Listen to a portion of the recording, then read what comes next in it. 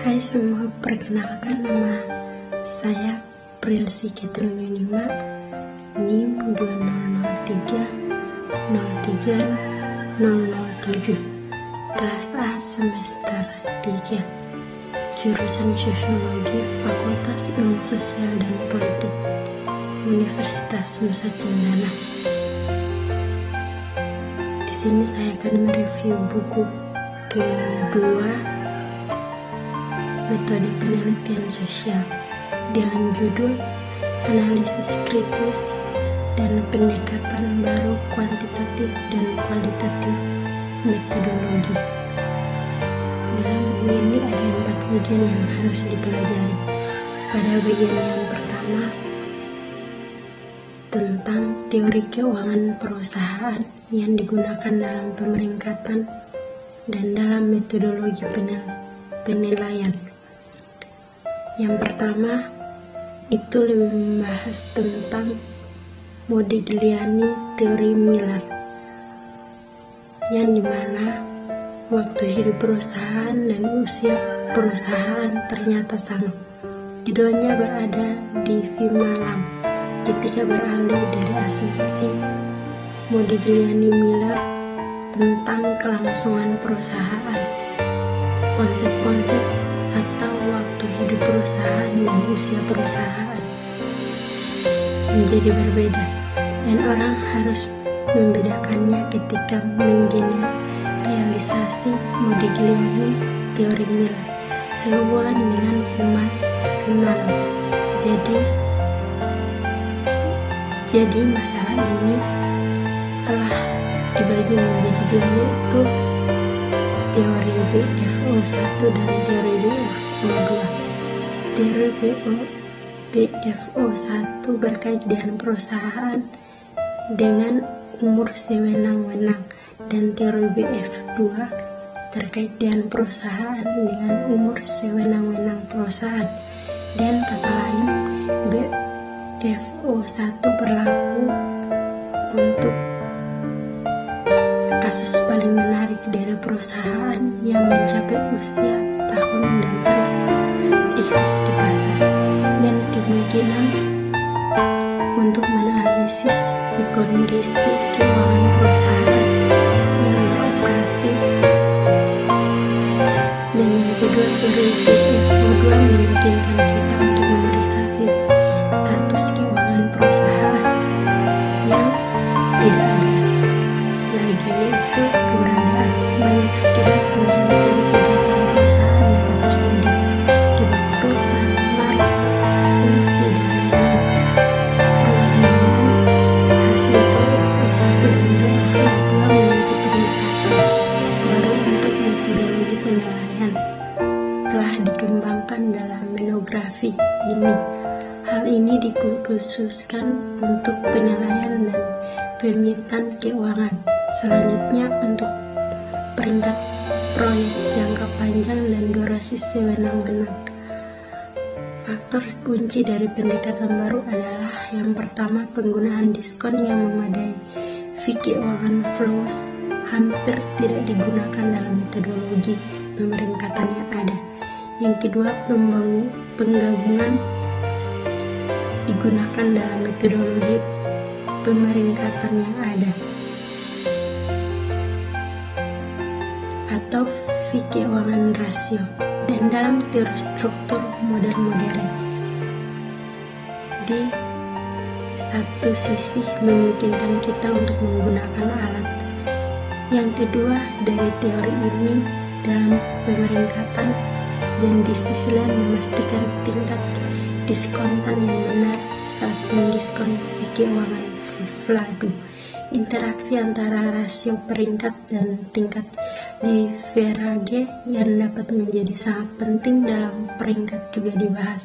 Semua ini menciptakan dasar baru untuk metodologi penilaian, pendapatan baru untuk pemeringkatan, dan metodologi pemeringkatan memungkinkan untuk menerbitkan pemeringkatan yang lebih tepat dari emiten dan membuat metodologi pemeringkatan lebih mudah dipahami dan transparan. Dan dalam Bagian ini juga dikhususkan untuk ikhtisar dari dua teori utama, yaitu biaya modal dan struktur modal perusahaan dan batas kekekalannya yang digunakan emiten keuangan dan peringkat proyek. Hasilnya disajikan pada modification dari Modigliani teori Miller untuk kasus pembayaran pajak di muka, diterima dalam praktek teori MMM atau Modi Innovation secara substansi dan mengubah sebuah kenyataan umum dari klasik Modigliani teori Miller. Bagian yang kedua membahas tentang pemeringkatan dan metodologi pemeringkatan non-emiten keuangan, yang dimana membahas tentang penerapan Modigliani teori Miller dan metodologi. Yang kedua, penerapan Modigliani teori Miller untuk kasus uang muka pasca atas profit dan metodologi penelitian. Yang ketiga, aplikasi Microsoft Filatova teori Markov atau teori BFF dan metodologi penilaian. Dan yang ketiga membahas tentang peringkat proyek, yang dimana lebih membahas tentang model investasi. Efektivitas proyek investasi dilihat dari dua perspektif, pemilik ekuitas dan utang dan pemegang ekuitas saja.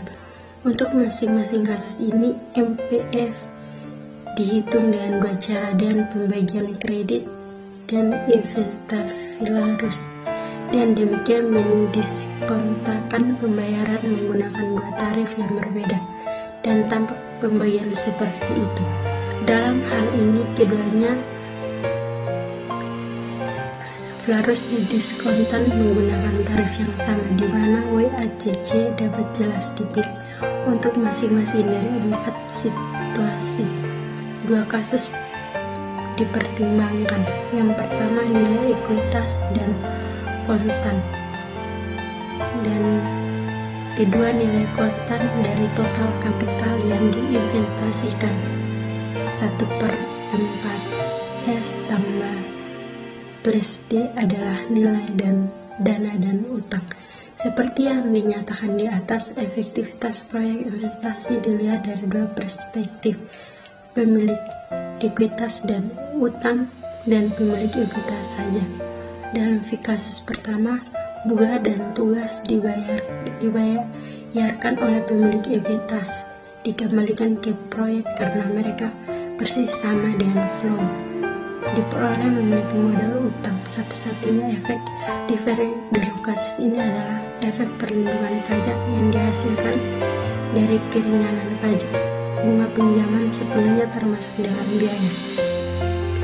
Pada bagian yang terakhir membahas tentang efek bermakna baru dalam teori struktur model modern atau teori BFO yang seharusnya menjadi akuntansi dalam metodologi pemeringkatan. Dibagi menjadi beberapa bagian juga. Yang pertama, NS, zaman keemasan atau perusahaan, atau 3 warna perusahaan waktu. Yang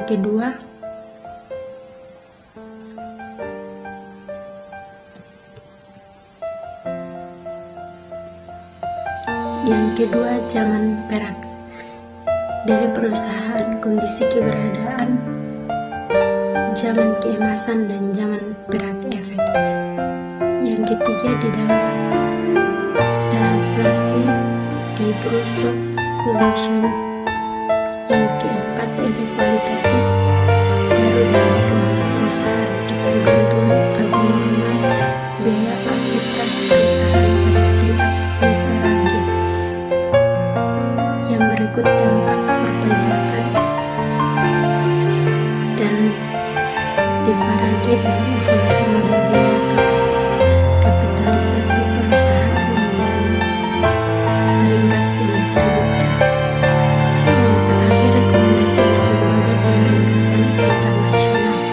yang besar, standar dan buruk. Demikian penjelasan singkat dari saya.